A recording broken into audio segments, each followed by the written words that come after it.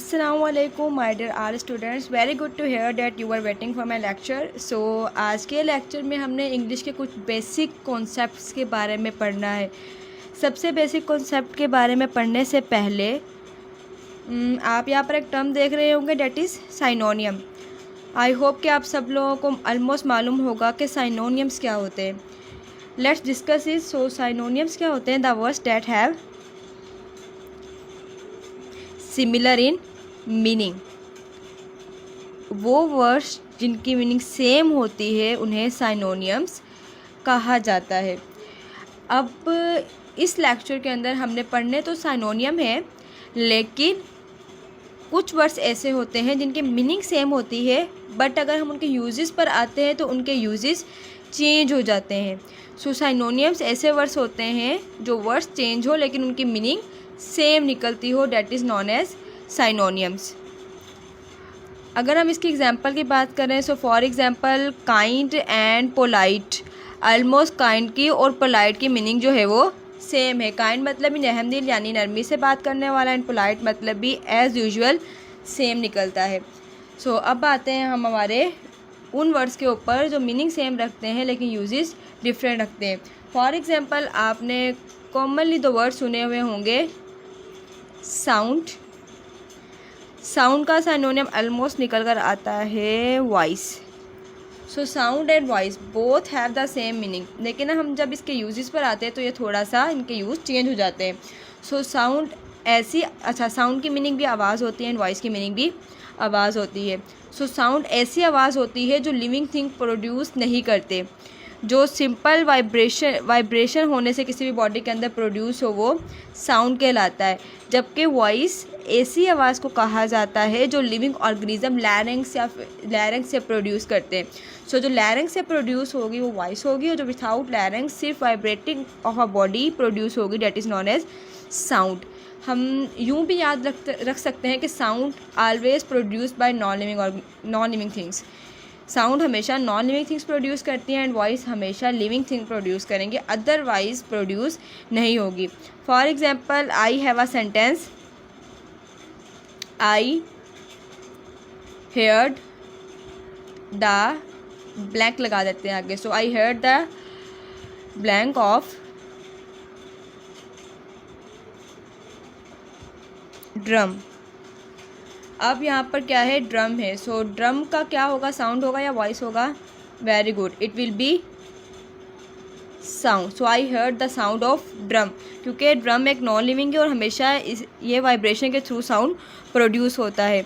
लेकिन अगर यही सेंटेंस कुछ यूँ होता, I heard the blank then of a person. So यहाँ पर हम साउंड नहीं लगाते बल्कि क्या लगाते? वॉइस लगाते, because we are talking about now hear a non living thing. So sound and voice have both same meanings, but इनके यूजेस क्या हैं? डिफरेंट हैं। इसी तरीके से हमारे पास एक और कॉन्सेप्ट आता है, that concept is about hear, and the second one is listen. So hear is the synonym of listen and listen is the synonym of hear. Hear और लिसन बहुत सेम मीनिंग रखते हैं, लेकिन इनके यूजेस भी थोड़े चेंज हो जाते हैं। अब हेयर कब यूज़ किया जाएगा एंड लिसन कब यूज़ किया जाएगा? हेयर हम तब यूज़ करेंगे जब हम अनविलिंगली या किसी चीज़ पर फोकस ना करते हुए वो साउंड या वो आवाज़ सुन रहे होंगे।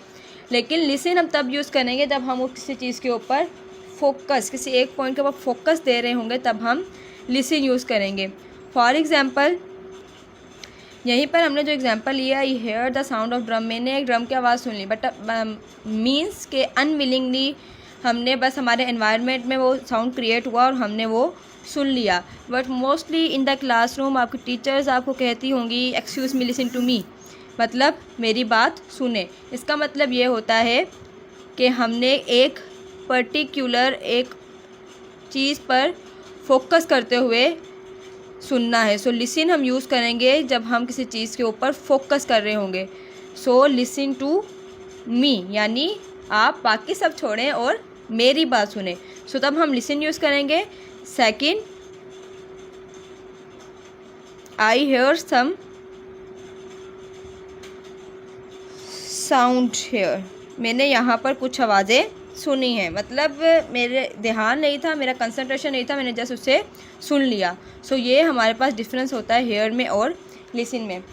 चलें अब आगे चलते हैं, इस तरीके के और कॉन्सेप्ट्स भी हैं। एंड इसके बाद है हमारे पास सी एंड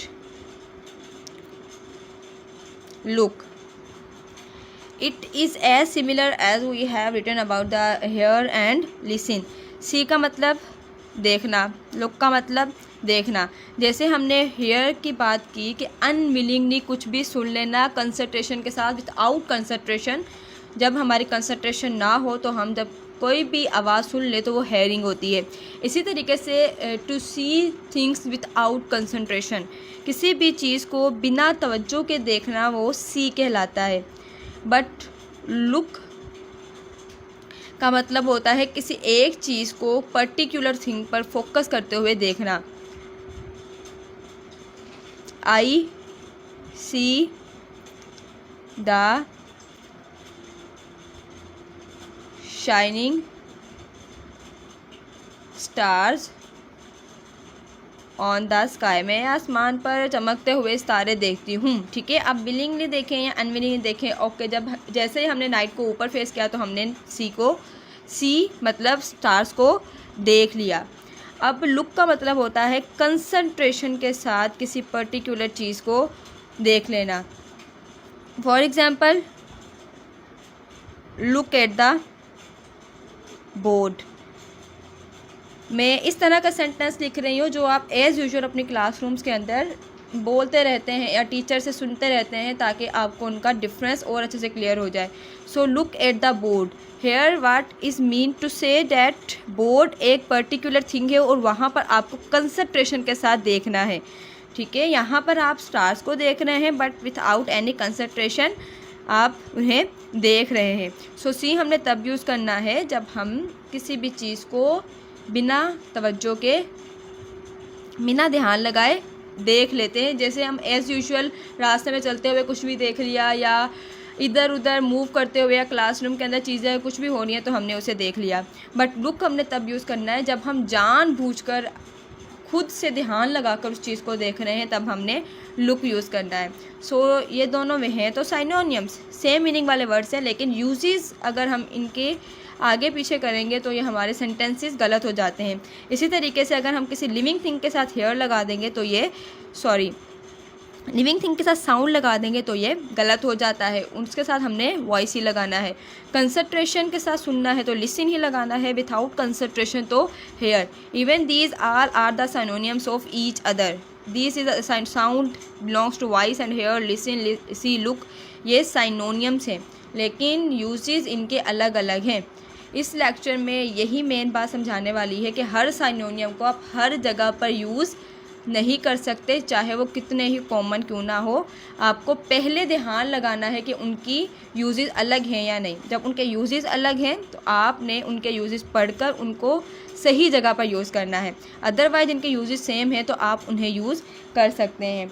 ओके, यहाँ पर एक और बहुत इम्पॉर्टेंट चीज़ है, शायद ये बहुत कम लोग जानते होंगे, नेम। नेम की मीनिंग तो कॉमनली सबको पता होता है, मतलब नाम। ठीक है, बट नेम का second synonym, yes, that is term. नाम का साइनोनियम, नेम का साइनोनियम आमतौर पर टर्म सुनने को मिलता है। अब नेम का मतलब नाम होता है और टर्म भी ऐसा नाम होता है जो किसी को दिया जाता है, मतलब both have the as usual same meaning, but इनके डिफरेंट जो हैं वो थोड़े से, इनके यूजेस थोड़े से चेंज हैं। नेम हम किसी भी चीज़ को दे देते हैं, चाहे वो स्पेसिफिक थिंग हो या वो किसी स्पेसिफिक थिंग ना हो। Term always use for a specific thing, यानी ये नेम हमेशा चीज़ों को डिस्क्राइब करने के लिए यूज़ किया जाता है। नेम हम सिंपल किसी भी चीज़ को अपनी विलिंगली या अपनी ख्वाहिश से या अपनी मर्ज़ी से जो बुलाना चाहें उन्हें नेम दे देते हैं, बट टर्म में ऐसा नहीं होता। टर्म जब यूज़ किया जाएगा it means we are describing that name, हम उस नेम को, हम उस वर्ड को डिस्क्राइब करने जा रहे हैं। अच्छा, इसकी हम एग्जांपल लेते हैं, एग्जांपल से आपको ज़्यादा अच्छे से क्लियर हो जाएगा। फॉर एग्जांपल आम तौर पर हम वर्ड यूज़ करते हैं, सेंटेंस यूज़ करते हैं, what's the name of your cousin.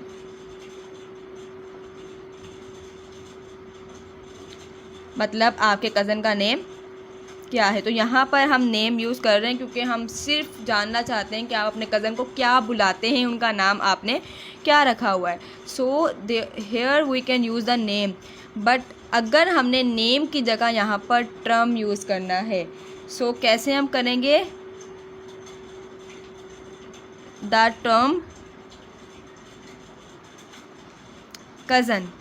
So the term cousin describe